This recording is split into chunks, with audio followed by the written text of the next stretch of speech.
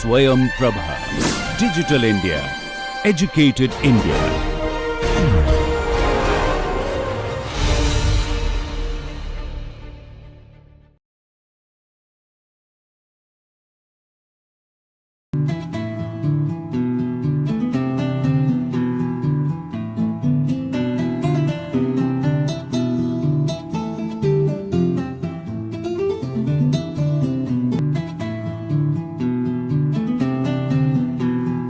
Hi friends, so how are you? I hope we are all fine, and today we have a new topic in this course, NPTEL course on employment communication, a lab based course.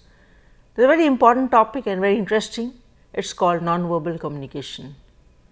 We have 2 lectures on this, and we begin with lecture number 6, non-verbal communication and introduction. So, what are the concepts which we will be covering in this duration of half an hour? Lecture 6 is the objectives. The lecture objectives of this lecture 6 is, first of all, a definition of non-verbal communication, then features and characteristics of non-verbal communication, which is cues and context, cues, that is hints, and context, that is the situation or the backdrop against which the communication occurs. Then we have number 3, functions or the roles of nonverbal communication. We then come to number 4, which is aspects or the types of nonverbal communication. We move further to gender and nonverbal communication, that is how masculine and feminine styles of communication vary on the scale of nonverbal communication. Next, we will cover diversity and nonverbal behavior. There are specific cultural patterns as far as nonverbal communication is concerned, and we will be covering that.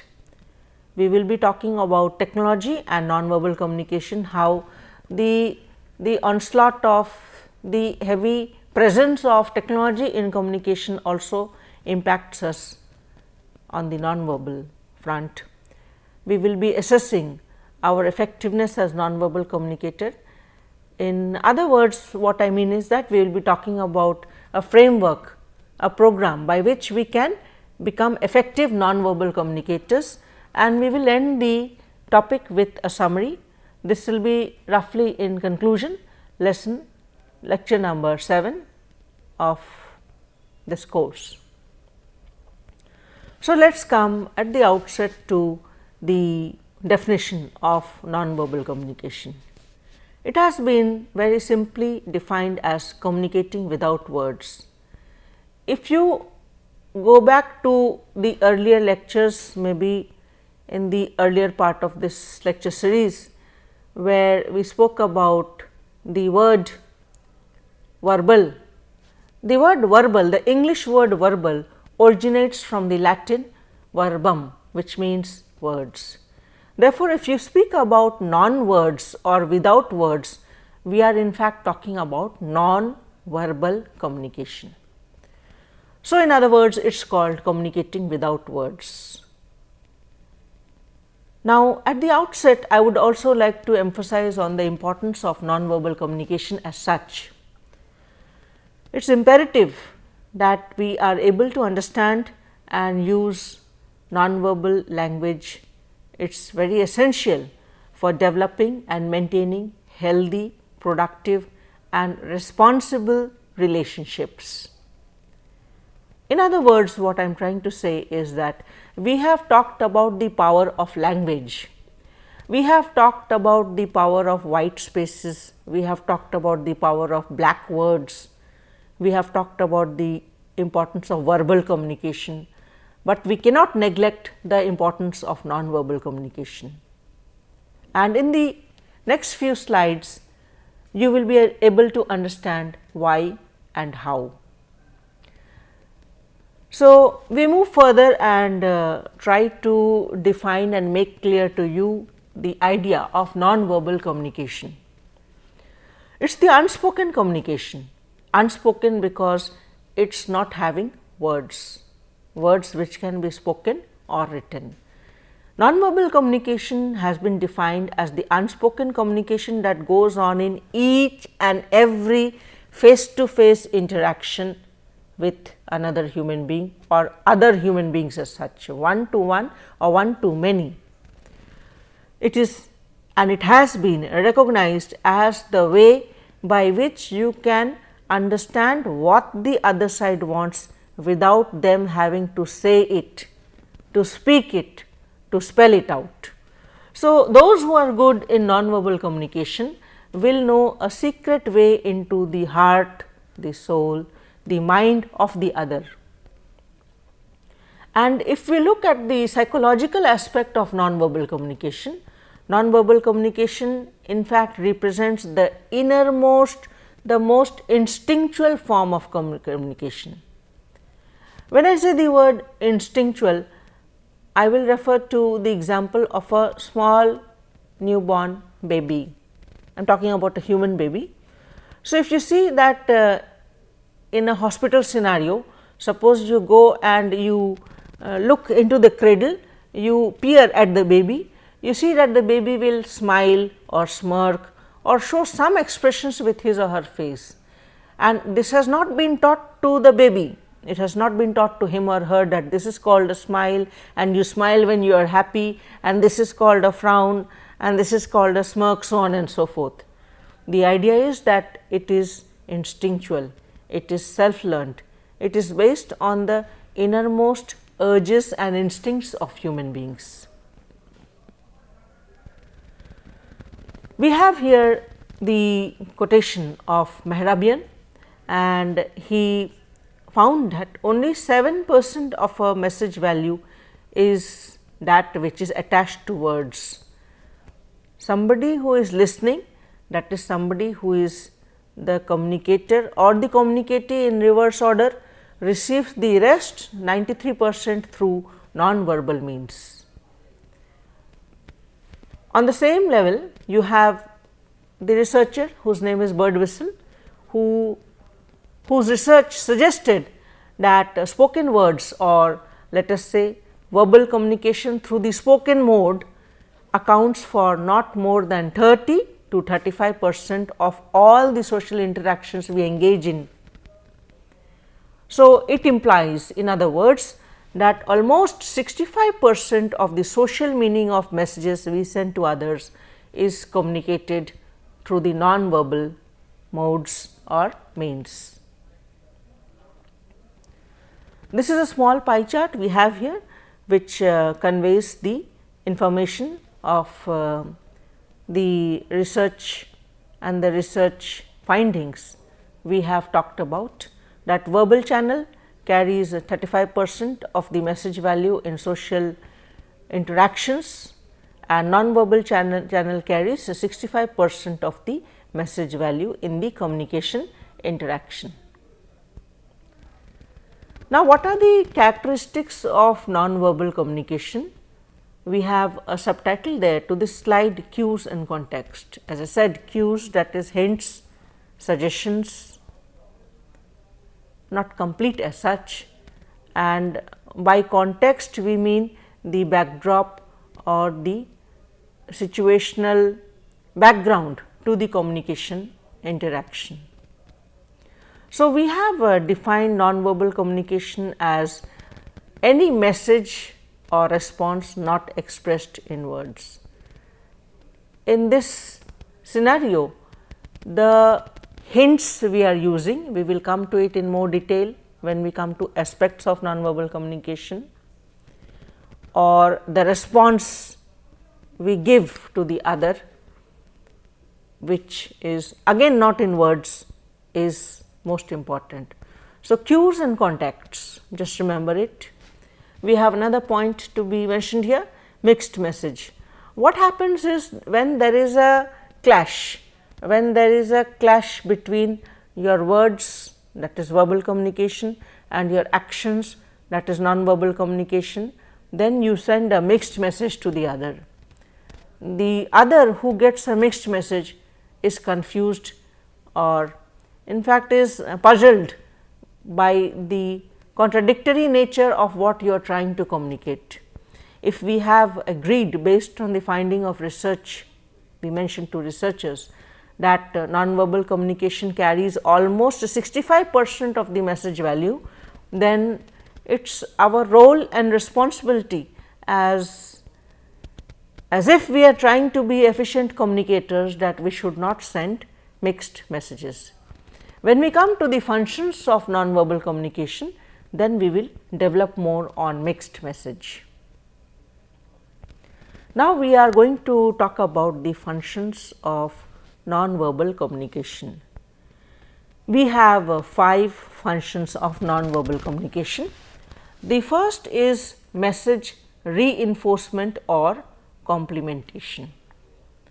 That is, whatever you are trying to communicate is made stronger or complemented. You understand the idea of complementary angles, say 45-45 complement each other, or 90-90 complement each other, or 180-180 complement each other, because they make a whole. So, for a message to become a whole, for a message to become complete, for a message to become 100%, nonverbal communication is the important part of it. Suppose you have two lovers and one says I love you and showers the face of the other with kisses. This is an example of message reinforcement or complementation. We have function number 2, that is message negation. Verbally you are saying something, but non-verbally you are doing, or your actions are otherwise. Suppose I say 1 1 1 and keep on showing this, then it is an example of message negation. The third function of nonverbal communication is message substitution. That is, instead of using a verbal message, you use a nonverbal component. So, suppose somebody asks you, how are you? And you say, so it is for okay or fine, and this is an example of message substitution. Instead of saying I am okay, I am fine, you just show like this, message substitution. The fourth function of nonverbal communication is message accentuation or intensification. We mean by this that your verbal message is made more intense, it is made more clear, its ramifications increase, its value multiplies when you are talking about the fourth function of nonverbal communication. And this might happen when you slow down during a speech. When you slow down during a speech, you are actually giving the message value more importance, in the sense that when you slow down your speech, the audience in fact understands or has the time to draw upon the message of what you have said before. Another example is, suppose you say that I am so angry I could tear my hair out. So, this is an example of message accentuation, isn't it? And then we come to message regulation. Message regulation in the sense of a conversation, and two people are conversing, one keeps on saying something and then the other one has to say also something, because it is a dialogue exchange going on, a conversation. So, in fact, message regulators are some actions of ours, for example, staring or prolonged gaze or eye contact, which signifies to the other that now it is my turn to speak, or for example, regular nodding of the head, that okay, I understand, okay, I understand, okay, I understand, now let me speak. So, these are some examples of message regulation, which is the fifth function of nonverbal communication. Moving now to the types of nonverbal communication. What are the various types of nonverbal communication? And we have 8 as such. The first one is called body language, or in communication it is called kinesics. The second, clothing and artifactual communication. The third, voice or paralanguage, or it is also called vocalics, VOCALICS. The fourth is space and distance, or proxemics. The fifth is color. The sixth is time, or chronemics. The seventh is touch, or haptics, and the eighth and last is smell, or olfactics. So, if you just make a study of these 8 functions of nonverbal communication, it is easy to remember that there are 5 of them which are ICS terms. The first is kinesics, that is coming from kinetic energy or energy due to movement. So, kinesics, that is nonverbal communication due to bodily movement. The second is proxemics, the third is chronemics, which is related to chronology or management of time. The fourth is haptics or touch, and the fifth is olfactics. Once you have remembered these 5 ICS terms, it is now easier for you to remember the rest of the 3, that is number 1, clothing and artifactual communication, number 2, as we said, space and distance, number 2 is color, and number 3 is space and distance. Let us come to the aspects of nonverbal communication. The first one as such, kinesics. Kinesics has been defined as the study of human body in motion, or in common parlance in everyday speech it is called body language. We have 2 more lectures only on body language, because we understand and we know the importance of body language and nonverbal communication during the process of the employment communication, which we would like you to go in greater depth and detail for a good understanding of the importance and the role and the functionality of this subject. So, as I said, kinesics, that is coming from the word kinetic, that is energy or energy due to movement, and it consists of your face and therefore facial expressions. It consists of posture, or the way in which you position yourself vis-a-vis the other. It consists of gesture, that is how you gesticulate, how you use your hands. Even if I have not mentioned posture and gesture in my slide here, the point is the most important part of kinesics is your face. Now, this is something which you cannot hide, isn't it? It is not like an ostrich, that the ostrich is afraid of something and so buries its head under the sand in the desert and thinks that it can not be afraid because it does not see. It is not like a child who is afraid of a horrifying scene on the movie and therefore covers the eyes. So, face and facial expressions are very important, the most important component of kinesics, or the study of human body in motion.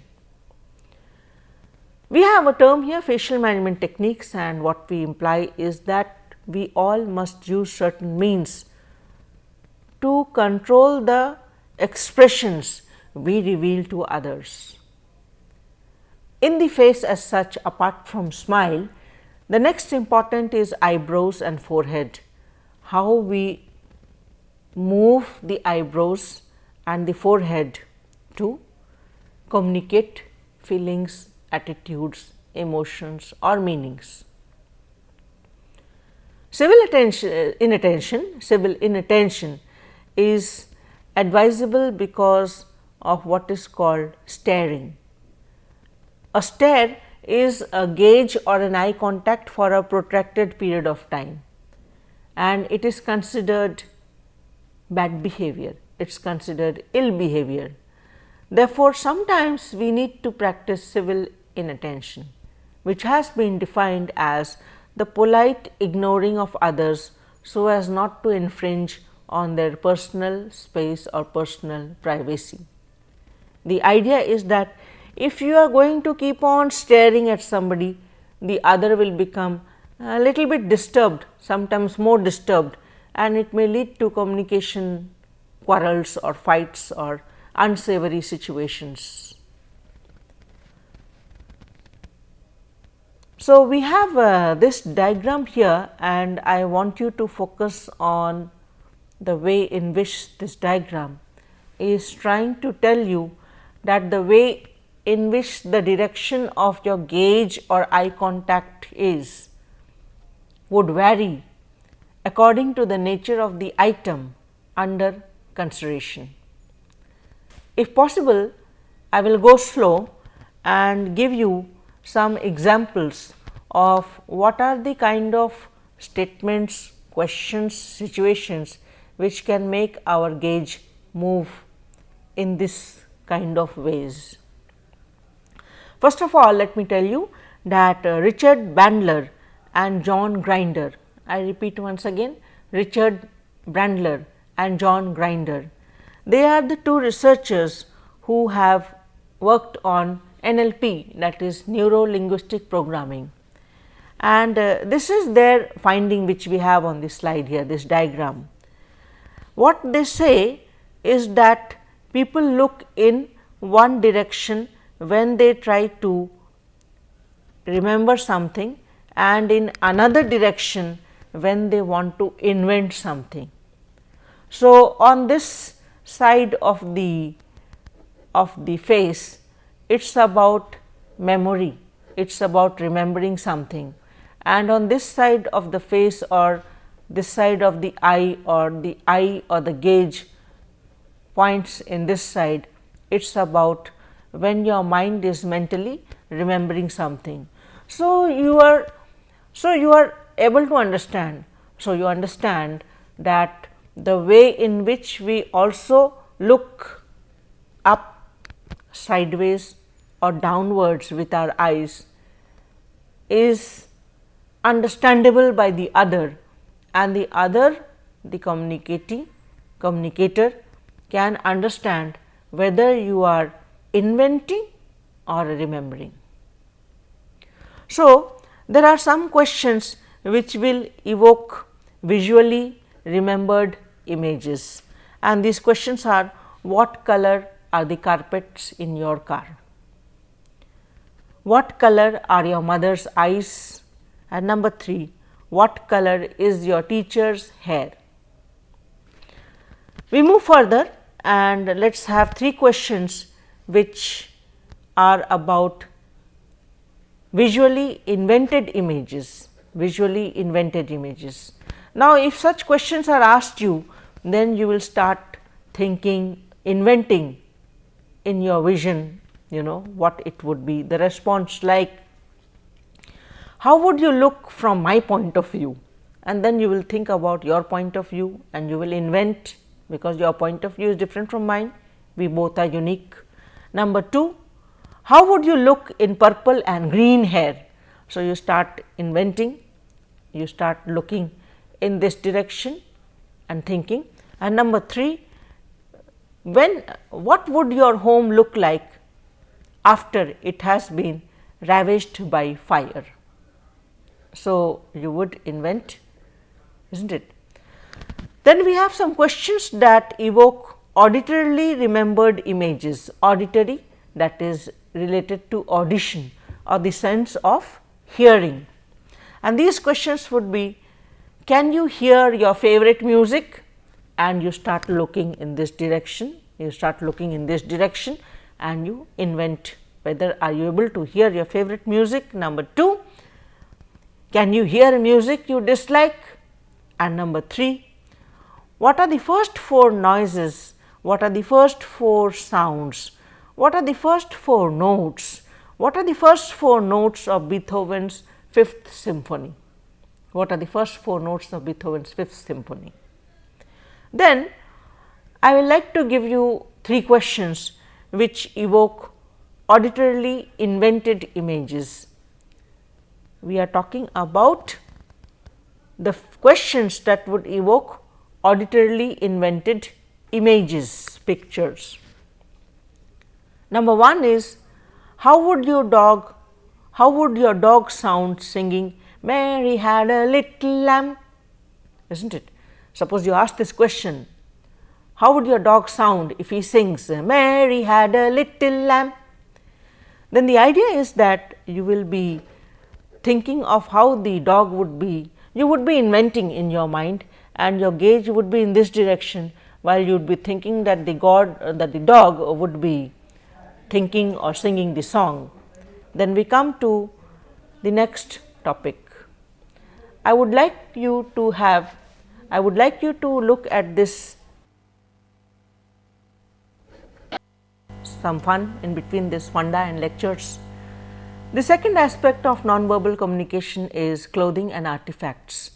Artifacts are anything which you can wear on your body as such, any personal adornments. It does not refer only to jewels or jewellery, it refers to this visual, this vision assisting object, we can call it spectacles.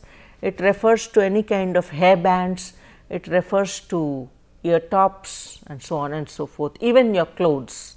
So, clothing and artifactual communication, clothing in fact being the most important. This is an integral part of the nonverbal package, because man as a refined, civilized social human being always wear clothes. It includes the use of clothing, jewelry, makeup, cosmetics, hairstyles, the kind of hairstyles you have, and even beards, so on and so forth, because people are apt, it is bound to be that people will make inferences about you based on the way in which you dress. Then we come to the idea of voice or vocalics, or the way in which the voice comes to you, paralanguage. Paralanguage is vocal cues that accompany spoken language. For example, tusk, tusk, tusk, shh, so on and so forth. Pitch is defined as the highness and lowness of the voice. Number 3, the third part of voice or vocalics is habitual pitch. That is, we have our high pitch and low pitch, but generally we have one characteristic pitch which we use. Volume is understood as degree of loudness, rate is the speaking speed. Then we come to non-fluencies. They are also called non-sequiturs, sequitors, that is meaningless sounds of phrases which disrupt the flow of speech. For example, and so on and so forth. And the last is of course silence. Silence is lack of sound. Silence is absence of any kind of paralinguistic or verbal cue. I would like you to see this short video where through the silent actions of the character we are able to learn so much. We will see only so we will stop there and move further to space and distance, or proxemics and environmental factors. Proxemics has been defined as the study of the use of space, and it includes the treatment of space and territory, so that one is able to influence interaction and help define the communication experience.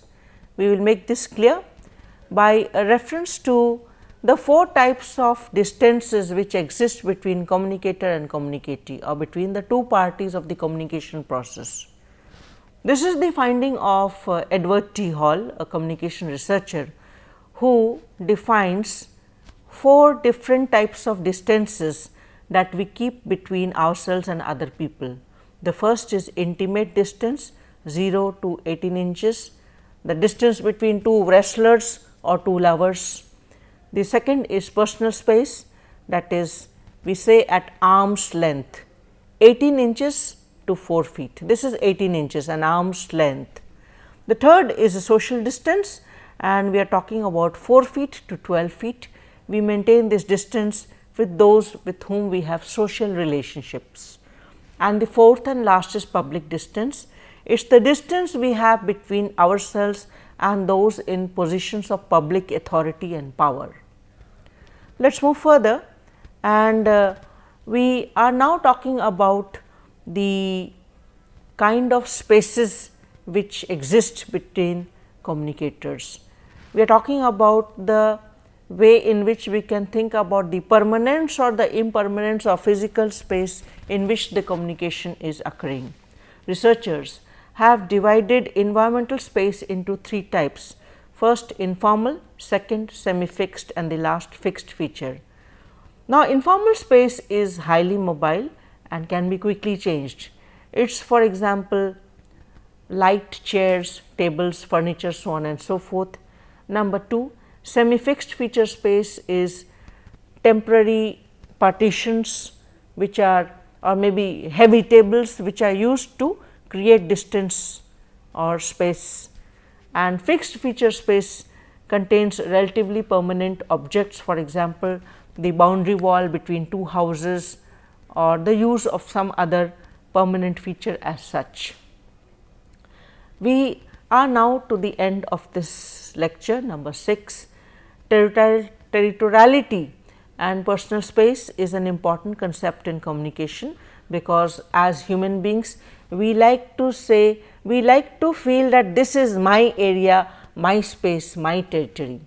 We like to stake out space and territory as human beings, and it is because of our need, it is inbred in us, it is because of our need to demonstrate or to show that we are in possession, power, or we are the owners of this space or this territory. For that purpose we use markers. For example, in the library you may use your bag or your books to show that this space or this table is yours. Let us come to the references for this presentation. Lecture 6 is based on the following books and sources, and thank you for being with me. God bless you always.